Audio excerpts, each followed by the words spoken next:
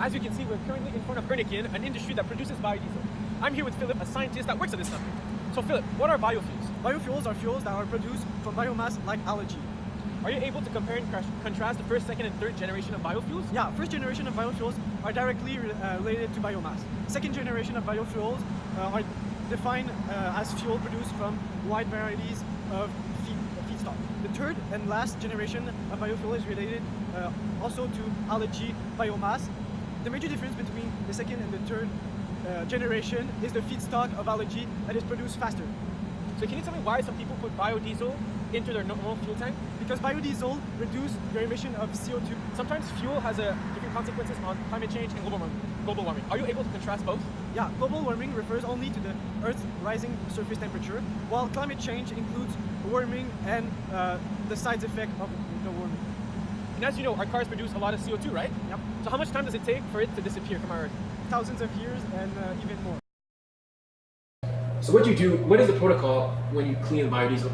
So first step of cleaning is when you have to separate the glycerin from the biodiesel. So to have your biodiesel, we do manually the separation in a pipette just to test the cleaning process. Then after, we dilute our biodiesel with water. So before you did the cleaning, then you went to the combustion of biodiesel. My question now is, what are the different steps in order to find out what happens when you combust the different fuels? So we use the principle of heating water and seeing how the temperature upgrades.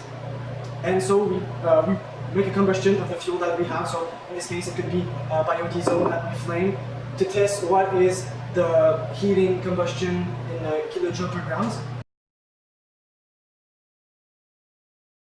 So we need to combust our fuel in a really limited area, so there is the less possible energy waste. So what are the components of it? Okay, so the cleaning process gave us a certain quantity of metal ester, which is biodiesel, after being separated from the glycerin. The volume of biodiesel is a bit less from what is really expected from the theoretical value that is found by mathematicians. And once we added water, it gives us another volume which is almost the same as what we found for biodiesel. So when you do the combustion process in the protocol, what do you expect to get afterwards? So first off, each fuel has a different heat combustion, and they're all really different from their usual theoretical value, almost half lower because of the great margin of error. How does the cleaning process work? So the biodiesel is washed with water because there's still there's still salt and impurities that are stuck in the methanol in the biodiesel that acts as a solvent.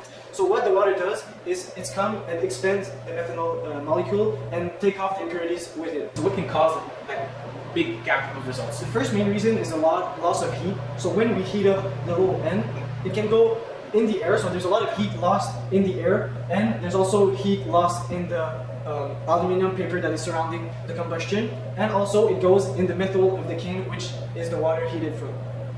The second reason is that once you open your combustion and it's ended, you will see some coal all over your aluminum paper. This means that a lot of carbon that could have been used to create a heat is lost. So that's another margin of error. And the last reason for the... So thank you very much for your cooperation, it was very helpful. So guys, imagine the possibilities we can do if everybody recycled their own used oil. We can make a big difference in the world and help the environment.